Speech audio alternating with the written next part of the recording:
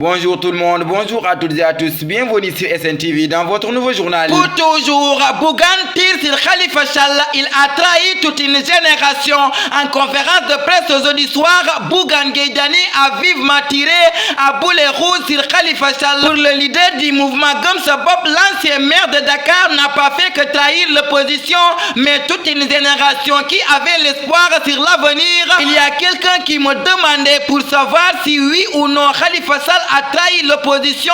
Je lui ai répondu non, Khalifa Sall n'a pas trahi l'opposition, il a trahi toute une génération. On a détruit de nombreux esprits, a déclaré Bougan Gaydani, qui a vertement dénoncé les politiques de compromission sur le dos des Sénégalais. Pour toujours, Maître Ngagne Demba Touré choisit l'exil. Maître Ngagne Demba Touré, coordonnateur national de la jeunesse patriote sénégalaise, a choisi de quitter le Sénégal pour s'exiler. C'est lui-même qui a fait l'annonce à travers une note. Le greffier dernièrement affecté à Matam remercie la République du Mali qui lui a permis de séjourner sur son territoire. Pour toujours, le message puissant de l'imam Kanté à Ousmane Sonko admis aux urgences. Dans un post Paris aujourd'hui sur sa page Facebook, l'imam Ahmadou Makhtar Kanté a envoyé un message fort au maire de la ville de Ziguinchor, Ousmane Sonko, pour lui demander d'arrêter sa grève de la faim qu'il a entamée depuis plus de 2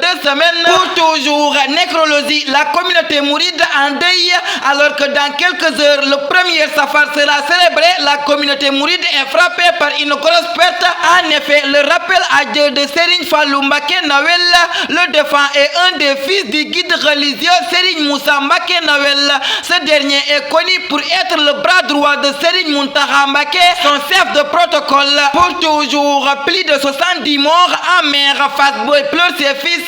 La localité de Fass Boye pleure ses morts suite au chavirement d'une pirogue au large des côtes capverdiennes. Un premier bilan faisant état de la mort de 63 migrants et 38 rescapés. Celui-ci a grimpé ces dernières heures. D'après le chef de village de la localité située dans le département de Tivaouane, région de Thiès, 72 personnes sont décédées dans ce naufrage. Pour toujours, édifice public attaqué, soulèvement à Fass Boye, la gendarmerie obligée d'intervenir après la découverte d'une pirogue de migrants sénégalais au Cap-Vert avec plusieurs victimes.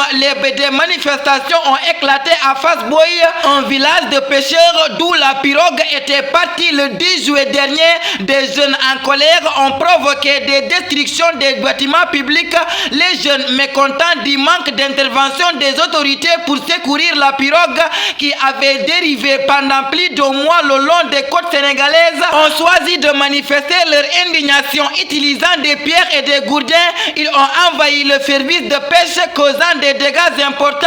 Le bureau de la délégation pour l'entrepreneuriat rapide ainsi que le site de transformation des produits halieutiques récemment inaugurés ont également été endommagés. Pour toujours, enseignement supérieur, l'État va enfin payer les établissements privés. C'est un ouf de soulagement pour les établissements privés d'enseignement supérieur qui réclamaient au gouvernement du Sénégal une somme de 18 milliards de francs CFA. En effet, selon le directeur de l'enseignement supérieur privé, l'État du Sénégal a décidé de payer la dette. Pour toujours, scène touchante, les sauts de larmes de Patesen après le décès de Mantorba. Le monde du cinéma sénégalais est endeuillé ce jeudi 17 août 2023 par le décès de l'artiste Mantorba, plus connu sous le nom de Aline Badara Gueye, une grosse perte qui a visiblement touché le comédien Ousseynou Ba alias Patesen. En effet, dans une vidéo publiée sur sa page Instagram, l'acteur de la série Adja, qui a fait un témoignage sur Mantorba, a versé de sauts de larmes. Faut-il rappeler que ces deux artistes ont eu à partager la série Golden produite par Marodi. Aline Badara Gueye, que son âme repose en paix. Pour toujours, New York, la police lance la traque contre Ousmane Tounkara et compagnie. La police de New York est à la recherche d'une dizaine de personnes soupçonnées d'avoir contribué au saccage efficace du consulat général du Sénégal à Is Harlem, ces individus auraient défoncé des portes et détruit des caméras et d'autres matériels du bureau après l'emprisonnement de Ousmane Sonko. Pour toujours, Mohamed Issoufou, ancien président du Niger, je demande la libération du président Mohamed Bazoum.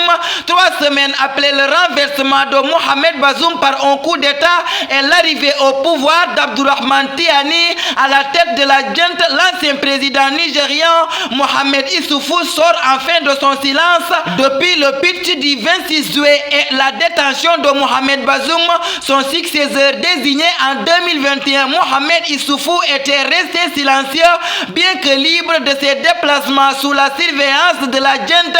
Il était confiné dans sa résidence avec sa famille proche.